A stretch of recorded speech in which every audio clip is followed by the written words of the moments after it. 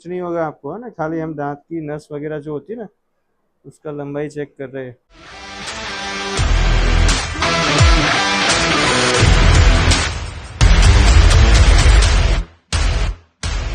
કેવું લાગે છે? દુખે, વાગે, ખૂંચે, નડે એવું કઈ ખરું? સડો પડ્યાને બી ઘણો ટાઈમ થયો, તમે લેટ આયા છો, એટલે હવે આપણે કાઢવો કેમ પડે છે કે આનું ઇન્ફેક્શન છે કે નીચે સુધી પહોંચી ગયું. બીજી વસ્તુ કે અંદર કોઈ ગાંઠ કે કેન્સર નથી, બરાબર. આ મગજમાંથી કાઢી નાખો. જો કોઈ એકાદ દાંતમાં સડો થયો અને એમાં બી ખાસ કરીને બે દાંતની વચ્ચે સડો થયો તો 110% બાજુવાળા દાંતને 6-12 મહિના પછી સડાવે છે.